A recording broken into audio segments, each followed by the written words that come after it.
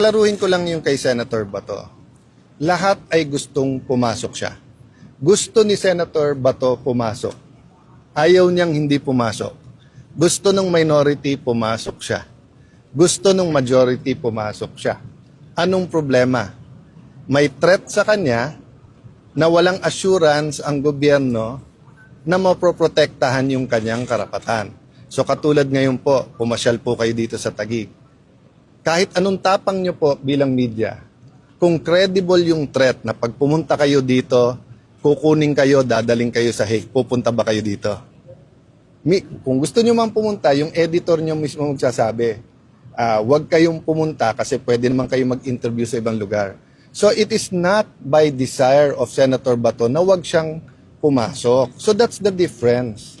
So kung may hindi pumupunta for another reason, inuna negosyo, tinatamad. Pero pagka may rason, di ba, may sakit o kaya on official business, in this case, may threat eh. So nagkaroon ng isang paglilinaw ang DOJ noon, but with all due respect, lalong lumabo. Kasi ang sinabi ng DOJ noon ay may karapatan siya tumakbo sa korte at susundin yung korte. Pero in a nutshell, pinaraphrase ko lang. Pero ang sinabi din nila, may option din ang gobyerno na pag may warrant of arrest, arrestuhin na lang siya tapos ipadala na siya doon. And then nag-announce yung ICC na meron silang tinatawag na secret warrant. Hindi po yun yung ating konstitusyon. Sa ating konstitusyon, huwes lang, judge lang ang pwede mag-issue ng warrant of arrest. Kaya kung may warrant of arrest galing sa abroad, dadaan pa dapat sa ating judge yun. Yun ang stand namin. Walang makapag-assure kay Senator Bato eh.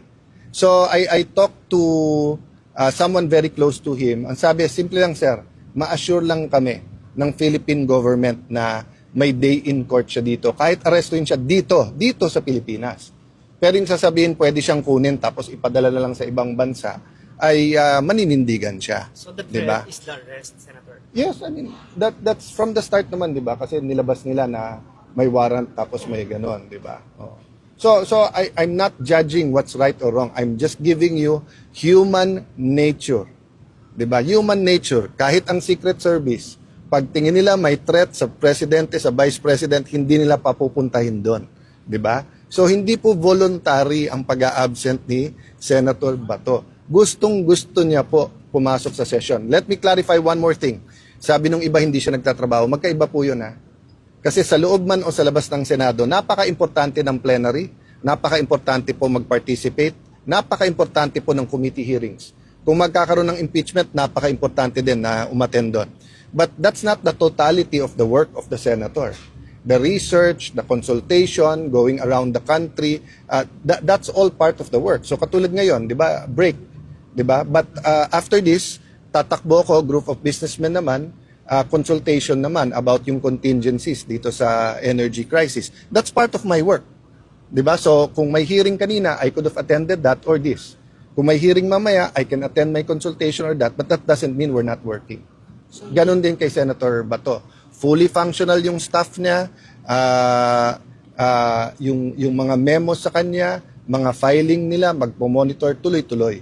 Again, do I want him to attend? Yes. I think he also wants to attend. Namimiss na niya yung trabaho niya sa Senate mismo. Kaya lang kung ang kapalit naman doon, pagtuntong niya doon, bigla siyang arestuin, bigla siyang isakay sa aeroplano at ilipad sa Hague, 'di ba? Ilalaban niya yung karapatan niya.